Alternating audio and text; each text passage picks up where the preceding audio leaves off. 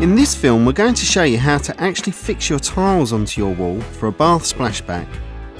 If you want to know how to prepare your wall for tiling, check out the first film in this series.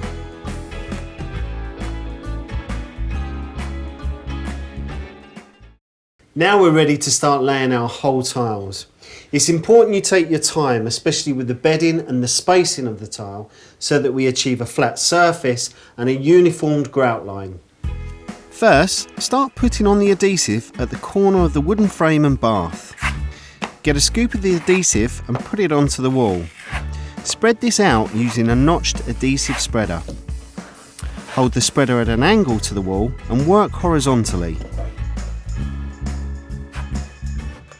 Top tip: work on about a square metre at a time, as the adhesive will begin to set if you attempt to do any more.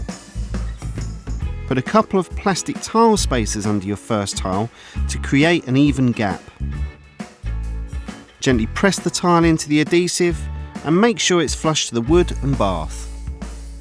Place another tile spacer next to the tile to leave space for the grouting, and add another tile to the left. Then place in a spacer at the top corner between the first and second tile, and add another tile above the first. Add more spacers to correctly align the tiles. Be sure to place the tiles so that their faces are level. Any unevenness will spoil the effect. Lift up any that are high or low, adding or scraping away adhesive as necessary. Then put in more tiles in the same way, putting spacers in as you go. Continue working in square metre areas, putting the adhesive down and laying the tiles until all the whole tiles are laid.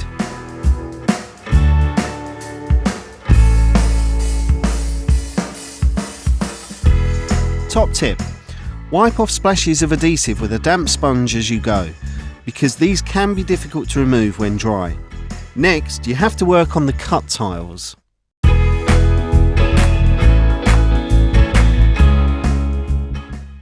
Now, as we've mentioned, walls are very rarely exactly straight or vertical, so it's important that you don't cut all your tiles at once.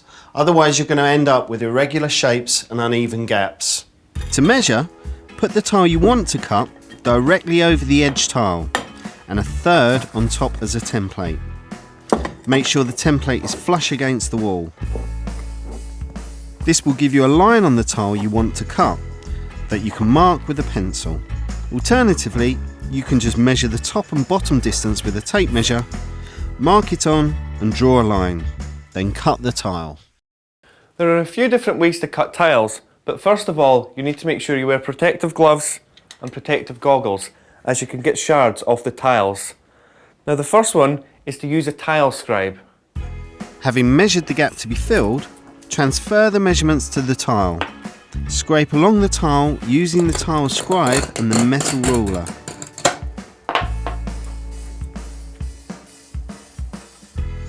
Then put a pencil under the tile, apply pressure each side and snap the tile. You can also use this combined scorer and snapper.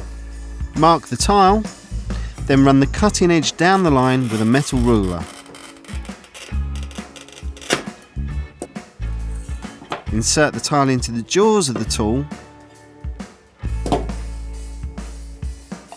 aligning the scored mark.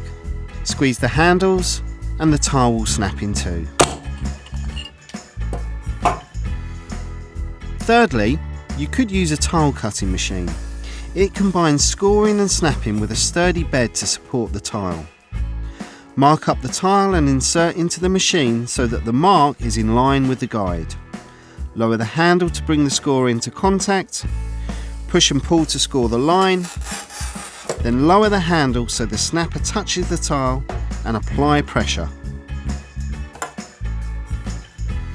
Once you've cut your tile, simply place it in the gap to make sure it fits. Be sure you leave enough room for grouting too. Top tip: you can make small adjustments using a tile file. Then use a thin layer of adhesive and mount the tile. The whole splashback can be tiled in exactly the same way.